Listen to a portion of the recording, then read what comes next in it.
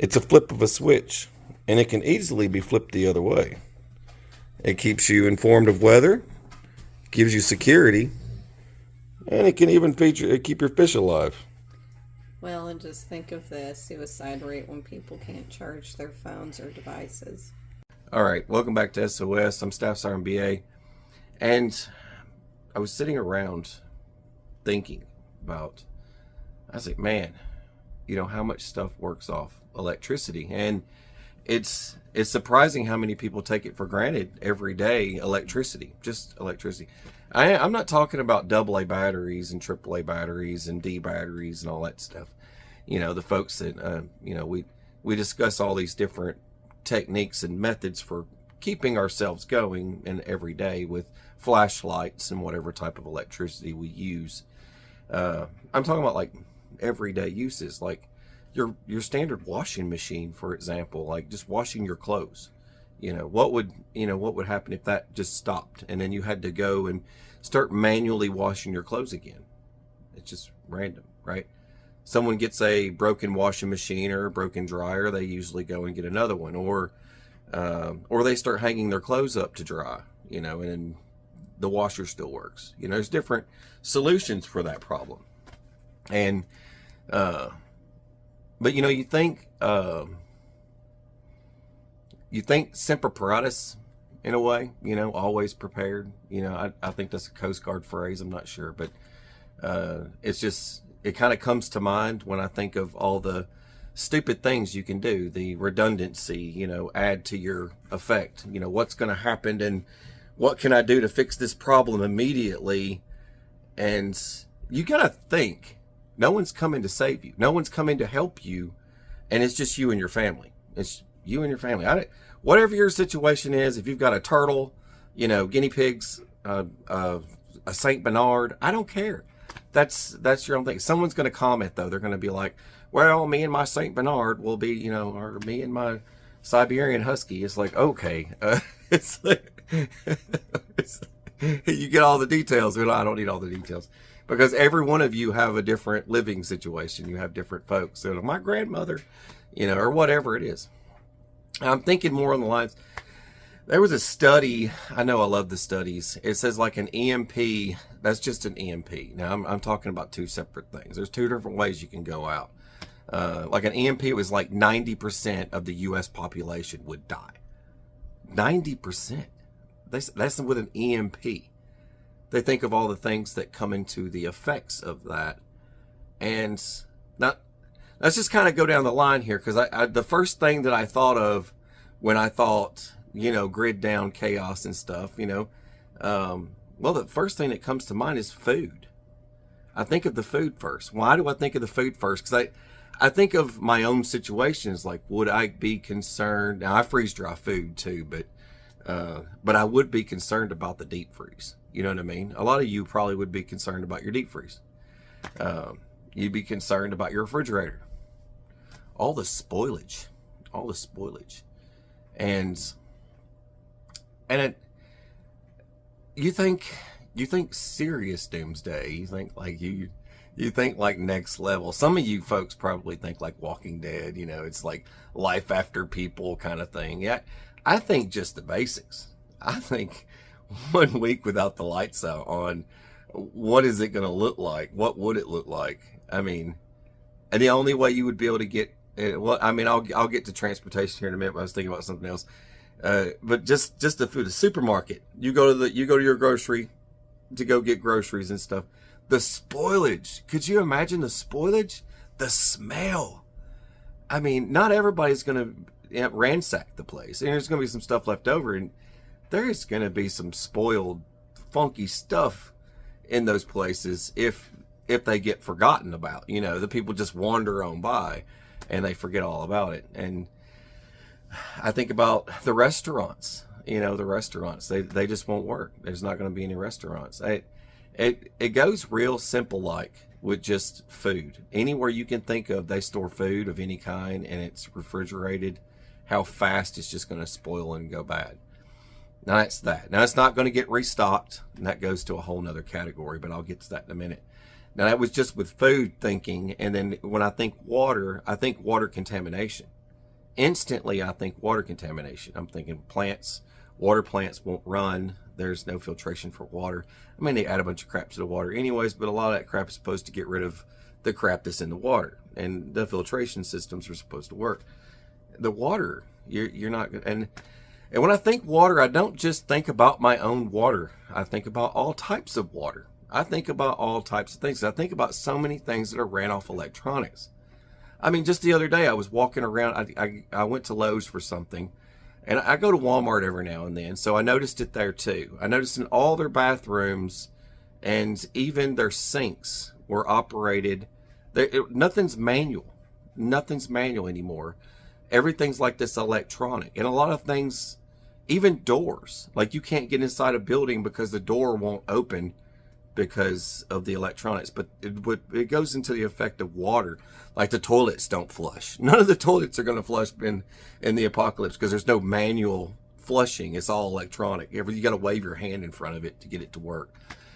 So that was just another thing I was thinking about. That's stupid stuff, but it was still something to think about when you're walking around day in a life. What's it like? Well, that's what it would be like. It would be like a bunch of unflushed toilets and sinks that don't work. But you're not going to get any water out of any of those spigots anyways. I mean, you'd have to go back to your water key, and you'd have to open a valve outside somewhere if you wanted to get water in that situation. But I'm just thinking more or less like if there's no electricity, I'm just trying to do that. Now, communications would go down. And these are all possible ways that I could think how 90% of people would die is just all the different things. There's no communication. A lot of it's kind of like what the wife was saying. Now she is an ER trauma nurse, and she sees a lot of crazy stuff. And I get the combat medics every now and then that do comment, but she deals with gunshots as well, and those are pretty horrific, some of the stuff that she's seen. Now, I just want to fill you in on that before the keyboard warriors out there. Now, just a day in a life with communications. I mean, a lot of people, like she said, would probably start offing themselves because of the fact that there's no communication anymore. There's no internet. There's no video games. There's no Saturday morning cartoons. That's just mental health spiraling out of control. I mean, the things that your comfort items that make you happy throughout the day that are electronics, that would fall into that category as well. Not just communications, as for emergency services and your fire department, all that stuff. That stuff's going to be spiraling out of control anyways, because in an event like that, a lot of folks are concerned about their own families as well. You got to keep in, Fire Marshal Bill's probably going to want to go rescue his family in a situational crisis, because without electricity, you end up with elevators that are frozen stiff. They can't move, and there's doors that won't open. People are going to be trapped inside buildings because the doors won't open, because everything's electronic and it has an electronic deadbolt. You'd have to bust them down, and that's just with communication. But I want to add from communication. We're not going to get to transportation just yet. I just want to get into the part of electronics and all the doors locking everyone into their deaths. And that goes into medical. I want to add to medical real quick, because the wife was telling me how, in the medical field, and everyone out there who's in the medical field know exactly what she's talking about by that. Medications, just something general as medications. Everything's ran by robots now and computers, and you can't get the life-saving medication that you need because it's locked between different drawers. You've got any drawer you need to input to say the generators don't work. Say there's no power at all. Just imagine. But it's for security reasons. You have to input certain things to be able to get medication for your patients. Now, with that stuff being down, that stuff doesn't work. You can't get anything out. And that also goes into like pharmacies and things like that. And there's some things that would probably be available on the walls and stuff, but that's not necessarily what you need for your specific situation. So that would, your mom and pop pharmacies would definitely fall quick to looters and people trying to get things to save their families in one way or another. So, but not just that, but in hospitals, in police stations, all these different places, in some schools, the doors, they automatically lock and they're all electronic. And once they shut, they're shut. They're like coffins once they shut, because without power, they just don't open. And when they don't open, you're trapped inside. So you got to keep that in mind for a lot. That goes with electronic lockers. You won't be able to get your stuff out. It's just stupid stuff. I mean, you think about all these stupid things. Garages. I mean, like, you guys seen Die Hard, right? You know how the gates all close and everything. The security said Nakatomi Tower is like all locked down. One of my favorite Christmas movies, by the way. But all the gates and everything just closed down, right? And just keep that in mind. I mean, it goes into, some people just won't know how to escape that. I'm just trying to think of like the 90%.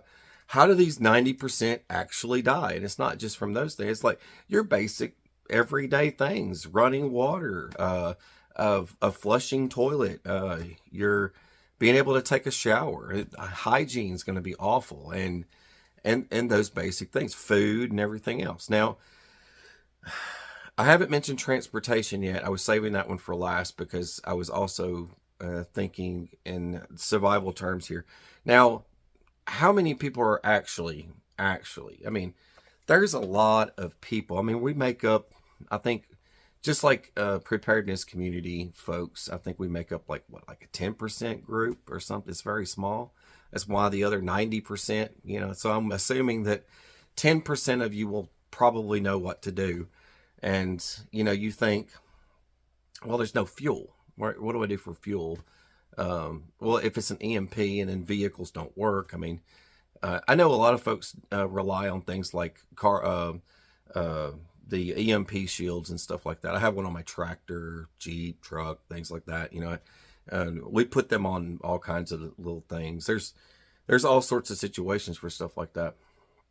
But what if that doesn't work?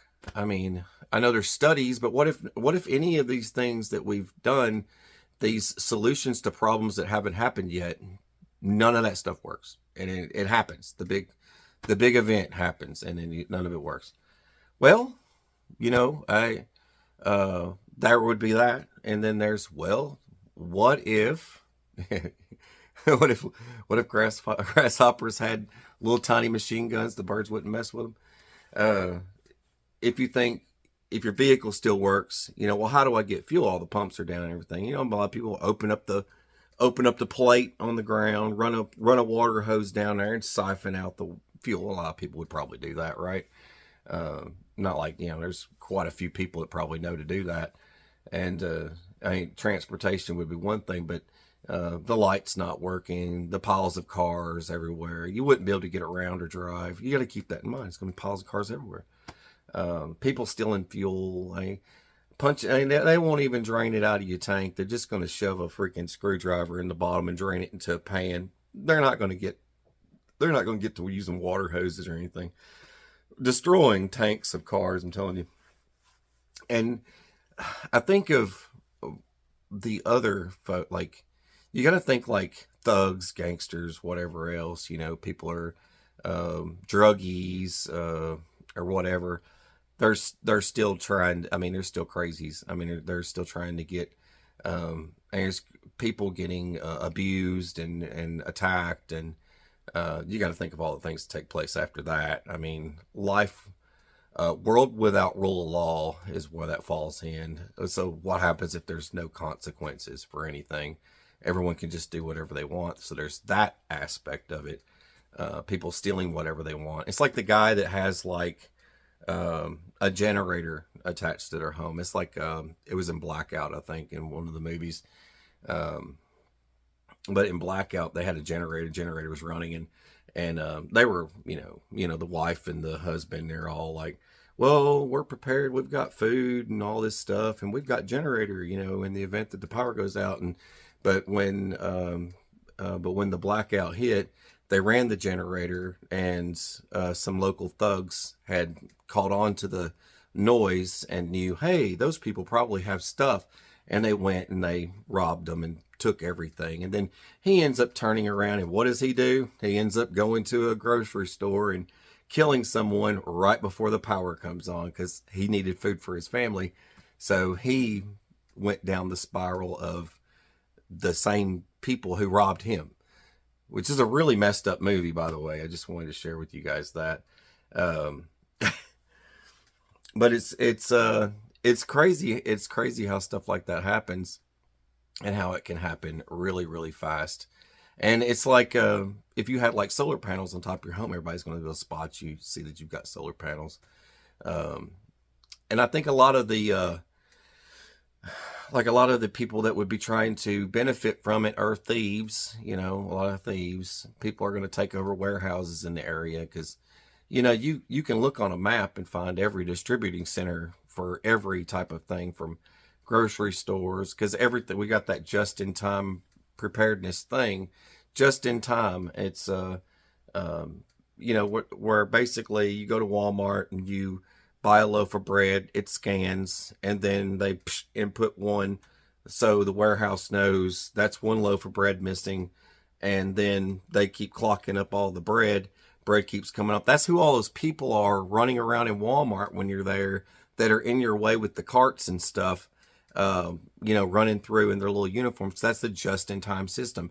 They're basically replacing all the items that were bought the day before you got there, and they're running around with all these carts and putting things back on the shelf where it goes to fill those voids where things are missing, and rotating dates and stuff. So that happens every time you go to Dollar General or any other place where you've got like 90 million carts in your way and you're trying to get to the back. You're like, oh, who put this here? So that's the system that's going to be destroyed when all this happens. It goes back to another thing. It's just, no one's going to be restocking anything, and all the stuff's going to be at these warehouses. And a lot of the thugs are going to know where the warehouses are, unless you've already got it clocked down. Well, it's the end, and they'll be sitting there like a little supermarket. All the people who actually show up and know it's a freaking distributing center, and they're going to be in control of it, and they're going to be sorting stuff out so you can have stuff. Those are the people, whoever takes over those sorting facilities are going to do pretty good for a while, but a lot of people are going to die in the process. It's definitely going to be very crazy. These are just things to think about. I sit around, I think of these crazy things, all the different things. I think like, EMP goes off and all the pacemakers stop. I kind of don't believe that type of stuff. I don't think tiny electronics, I don't think the tiny things will be broken. But I do think that the larger things will. The larger things will definitely be affected, and the larger things affect everything else. And you backups, generators and things like that. You live in a rural area, a generator isn't a big deal. You can run a generator for a while, but keep in mind, there are not so nice people in the rural areas too. And you're not completely safe when you're in a rural area. There could be plenty more, you got to think, you're dealing with like the farmers and things like that, they'll be protecting what they've got, but then there's the other folks. There's the other folks that live out in the rural areas. They don't care. They don't care. They'll group up with Bubba, Frank, Steve, Billy Bob, whoever else they know that live in their general area. And it's like, hey, that one guy, let's go rob him. You know what I mean? And that type of stuff can still happen in a rural area just as much as it would happen in a city area, but just less likely to happen. But just keep that in mind. Always be prepared. Always be ready. And that's all I got. Please like, share if you haven't already. And God bless. Take care and stay safe.